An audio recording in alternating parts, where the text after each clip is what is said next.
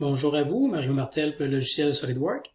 Dans cette capsule, nous allons voir comment créer une mise en plan pour une pièce solide dans SolidWorks pour ainsi faire des dessins de définition.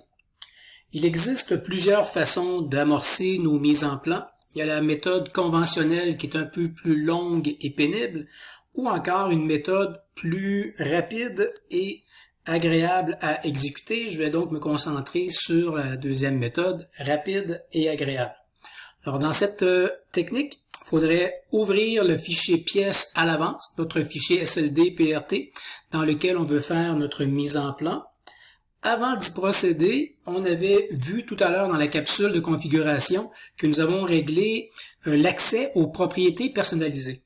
Complètement à droite de votre écran, vous avez un onglet qui s'appelle Propriétés personnalisées. Si je clique dessus, je vais accéder aux différents paramètres à entrer pour enregistrer dans le fichier pièce et ces données-là vont pouvoir être récupérées plus tard dans nos mises en plan. Donc c'est un espèce de raccourci. Si je veux indiquer le nom de l'auteur à l'intérieur du cartouche de ma mise en plan, je peux l'indiquer à cet endroit-là ici. Le projet, donc mettons que c'est le projet du dessin de définition. Le titre, c'était le bras de vibrateur. On se souvient que à l'intérieur des fichiers, c'est important d'écrire en majuscule. Avec les propriétés personnalisées, il va convertir les textes en minuscules en majuscules. Alors c'est vraiment génial. Le numéro du dessin, je vais lui indiquer le numéro 680, le nom de la pièce. Dans révision, on n'en a pas pour le moment. Et on me demande ici le matériau. On avait déjà vu qu'on pouvait fixer un matériau, donc il me le rappelle ici que ça serait une donnée importante à mettre à l'intérieur du cartouche. Je peux procéder par mon nouvel accès de propriété personnalisée. Je peux retourner également faire un bouton de droite comme on avait déjà vu dans l'arbre de création. Dans les deux cas, je vais accéder à éditer les matériaux. Si cette pièce-là était un alliage d'aluminium 6061 T6, alors je pourrais aller dans ma banque SolidWorks matériel, dans les alliages d'aluminium, et on devrait y retrouver le 6061 T6.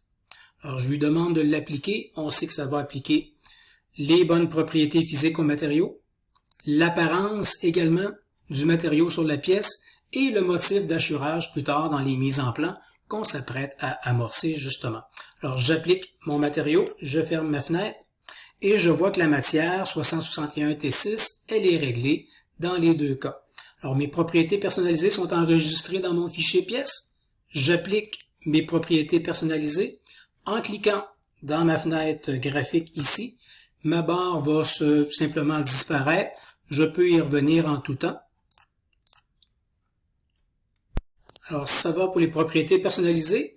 Je vais enlever le titre comme si je l'avais oublié, puis on va voir l'impact que ça va faire dans ma mise en plan si je n'avais pas de titre. Je vais enregistrer ma pièce avec ces nouvelles informations. Je vais lui faire un enregistrer sous. Idéalement, on nous suggère dans SolidWorks d'enregistrer les noms de fichiers égaux à leur numéro de dessin. Premièrement, pour ne pas avoir des noms de fichiers identiques à traîner, en sachant que dans une même entreprise, les noms de fichiers vont tout le temps être différents et les numéros de dessin le sont également. Fait que ce serait une bonne pratique et on va voir plus tard dans les assemblages également d'autres avantages de procéder ainsi. Alors j'appelle mon fichier 680 SLD-PRT. Et je suis maintenant prêt à faire la mise en plan avec la méthode rapide. J'ai toujours ma pièce à l'écran. Je peux accéder ici à côté de la fonction Nouveau document. Le petit triangle noir va m'accéder à la fonction Créer une mise en plan à partir de la pièce à l'écran. Ou encore, j'aurais pu procéder par mon menu déroulant en passant par le SolidWorks rouge. Je laisse mon curseur dessus. Ça fait apparaître mon menu déroulant temporairement. Dans le menu déroulant Fichier, j'ai accès également à créer une mise en plan à partir de la pièce qui est à l'écran. Mes fichiers modèles qu'on avait ajustés tout à l'heure, je devrais avoir, si ma configuration a bien fonctionné, un deuxième onglet ici avec mes fichiers modèles de TGM. Alors, je vois apparaître mes 10 formats de mise en plan, les formats impériaux A, B, C, D, E et les formats métriques de A4, A3, A2, A1 et A0. Alors, si je voulais avoir pour cet exemple-là un dessin de format B impérial en pouces, 17 pouces à l'horizontale par 11 pouces, je double-clique dessus. La feuille de papier va m'apparaître à l'écran quand il aura terminé de tourner en rond. Et du côté droite de l'écran, je vois apparaître la palette de vue. La palette de vue va me suggérer différentes orientations de ma pièce que je vais pouvoir décider pour faire ma mise en plan.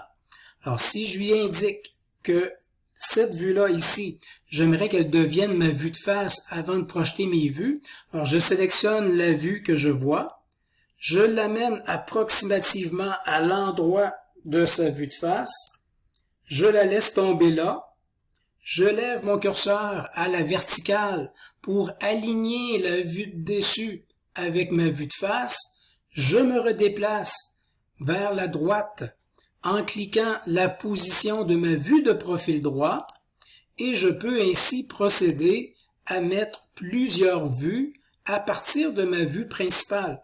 On voit que si je me déplace à 45 degrés en montant vers la droite, je vais avoir une projection également de ma vue isométrique que je n'aurais peut-être pas fait sur AutoCAD, mais avec un clic ici, je pourrais me permettre ce petit bonus. Alors, si je veux disposer mes vues, je pourrais en mettre jusqu'à 8 par rapport à ma première vue de face, ainsi insérée. Je termine en lui disant OK ou en appuyant sur la touche du clavier échappement.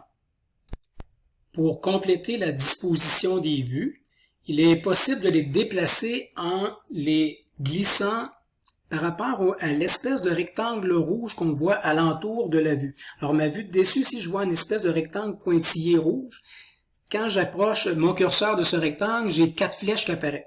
Je peux donc repositionner ma vue de dessus. Vous allez remarquer que ma vue de dessus, on est bien déçu qu'elle ne puisse se déplacer à l'horizontale, mais seulement qu'à la verticale. Donc, pour assurer, évidemment, la projection orthogonale par rapport à ma première vue de face.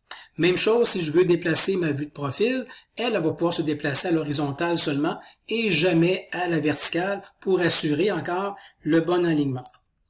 Tant qu'à ma vue isométrique, elle est indépendante. Donc, elle a été projetée à 45 degrés, mais je peux la disposer où bon me semble sur la feuille de papier.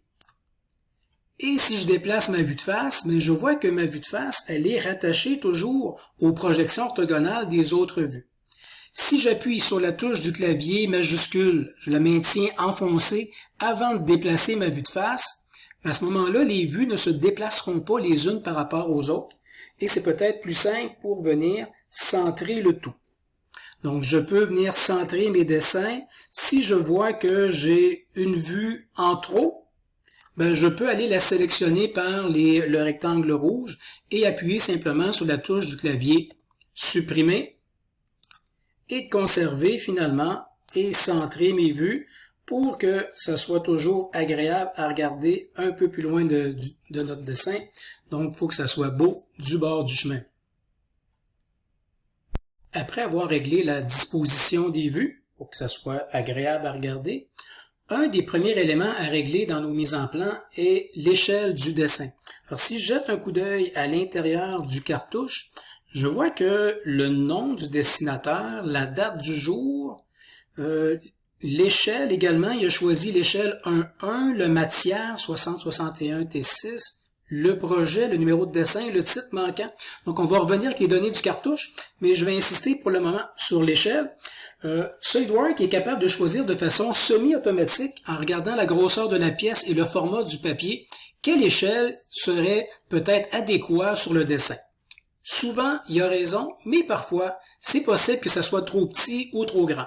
Donc, vaut mieux venir l'ajuster. La façon la plus simple, c'est de venir dans le bas de l'écran ici, pour venir voir justement l'échelle de la feuille. En cliquant dessus, je pourrais passer de l'échelle 1.1 qu'il a sélectionné lui-même à l'échelle 1.2 et je vois que présentement c'est indiqué à l'intérieur du cartouche et toutes mes vues sont maintenant 2 fois plus petites, donc mon modèle étant 2 fois plus petit que la réalité avec l'échelle 1.2. Je pourrais passer à l'échelle 1.5, 1.10 éventuellement.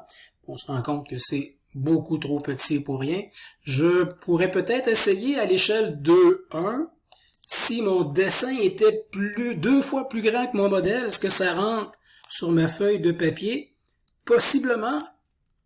Ma vue isométrique, peut-être un peu moins, là, mais si c'était pas de la vue isométrique qui est de toute façon facultative, ça pourrait rentrer, mais j'ai pas beaucoup de place à aller disposer mes cotes par contre. Donc l'idéal, c'était peut-être l'échelle 1.1 comme il y avait déjà ciblé. Alors on va pouvoir ramener ça à l'échelle 1.1, recentrer le tout et on va pouvoir continuer notre mise en plan dans une prochaine capsule. À bientôt!